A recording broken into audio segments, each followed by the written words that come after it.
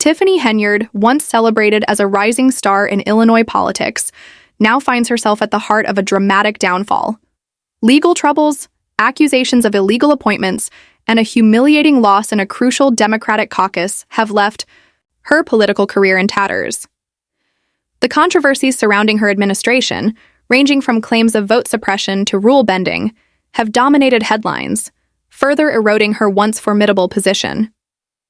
On a chilly December evening, hundreds braved the cold in Homewood, Illinois, gathering outside the Homewood Flossmoor Park District Auditorium. The event marked the first Thorne Township Democratic caucus in over 30 years, and the stakes couldn't have been higher.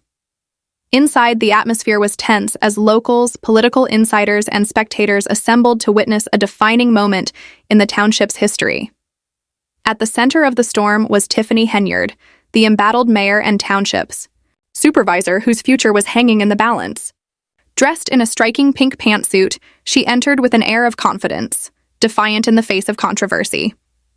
However, as the evening unfolded, the cracks in her political foundation became impossible to ignore. Henyard, known for her dramatic flair, accused the caucus organizers of voter suppression and manipulating the process against her. Her most vocal claims were directed at State Senator Napoleon Harris, who also chaired the Thorne Township Democratic Committee. According to Henyard, Harris had rigged the event, blocking her supporters from participating while allowing only his allies to guide new attendees through the process, effectively ensuring her defeat before the night had even begun. Despite her protests, the caucus proceeded, and Henyard's loss was swift and decisive. In just 7 minutes, a unanimous vote stripped her of the Democratic nomination for township supervisor. The speed and totality of her defeat were as stunning as the result itself. The room erupted into cheers, chants, and even a customary farewell song, sealing Henyard's fate in a moment of overwhelming political rejection. Visibly shaken and frustrated, Henyard stormed out of the auditorium, vowing to take legal action against everyone involved. The night marked the end of an era. Her once promising political ascent had unraveled into a stunning collapse. As the evening came to a close, one thing was clear. Henyard's grip on power had slipped beyond recovery. Her caucus defeat was the culmination of months of mounting legal and political turmoil, and the opposition against her had proven too powerful to overcome. With her influence fading, Thorne Township was now on the verge of a new political chapter, one in which Tiffany Henyard was no longer at the center. Wow, it's like, grassroots. It was organic when a lot of this things started at the township, where the people were... The air buzzed with anticipation as nearly 600 people packed the auditorium for the long-awaited Thorne Township Democratic Caucus, an event that hadn't taken place in over 30 years. Excitement ran high, especially among supporters of State Senator Napoleon Harris, head of the Thorne Township Democratic Committee. Many had arrived early, claiming seats and creating a strong sense of unity and enthusiasm. However, the mood quickly shifted when Mayor Tiffany Henyard, the embattled and controversial leader of Dalton, made her entrance. Usually composed, Henyard was visibly furious as she strode into the room. Her frustration only deepened when she saw that her supporters, who had arrived late by bus, were not seated. With a voice that echoed through the auditorium, Henyard launched into a fiery tirade, accusing organizers of blatant injustice. She declared that her striking pink suit was a symbolic statement against the manipulation she was about to face. The once spirited atmosphere turned tense as Henyard claimed the entire event had been rigged against her. She directly accused Harris of systematically excluding her supporters and orchestrating the caucus to ensure her defeat. Despite Henyard's protests, event organizers maintained that the caucus was being conducted fairly.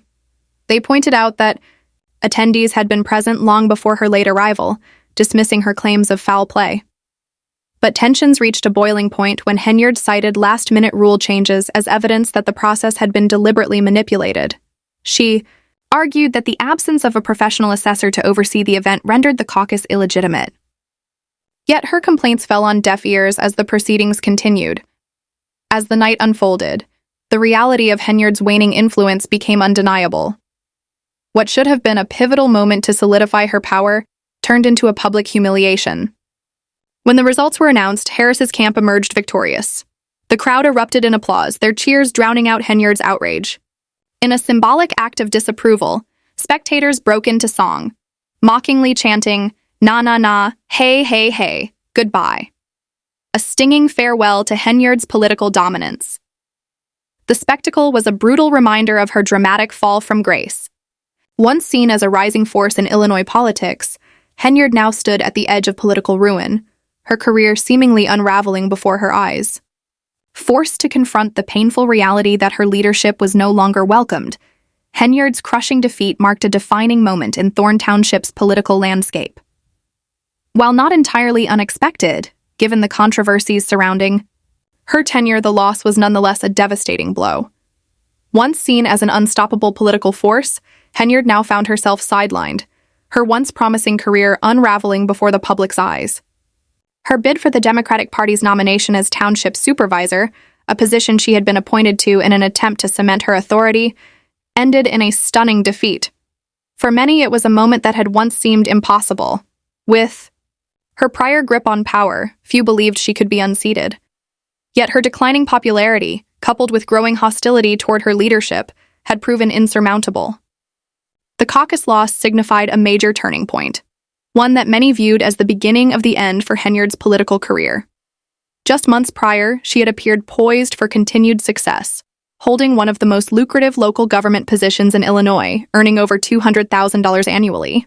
But her tenure had been plagued by allegations of corruption, reckless spending, and a heavy-handed, authoritarian approach to leadership. Her administration quickly became a case study in mismanagement, with frustrated residents and officials calling for change. Township meetings became infamous for their dysfunction, often devolving into shouting matches, with trustees frequently absent from key discussions. Critics accused Henyard of treating public funds as her personal bank account, splurging on extravagant trips, lavish dinners, and costly, unnecessary events. The $85,000 performance, attended by only a handful of people, became the most glaring symbol of her misplaced priorities. While Dalton struggled with crippling debt and deteriorating infrastructure, Henyard focused on self-promotion, using taxpayer money to erect billboards that proclaimed her as the people's choice and boasted about keeping my promises. But for many residents, these slogans rang hollow. Public trust had already eroded, and no amount of PR could change the mounting frustrations.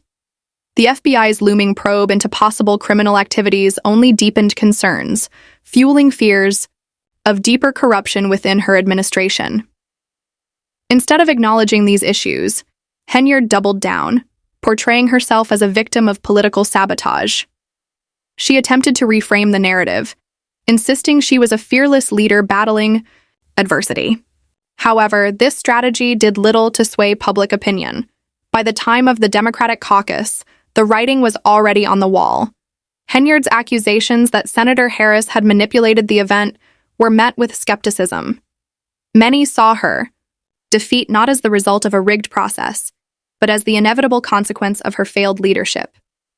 Harris, for his part, maintained that the caucus had been conducted fairly and that her loss reflected her dwindling support. The results were more than just a political setback.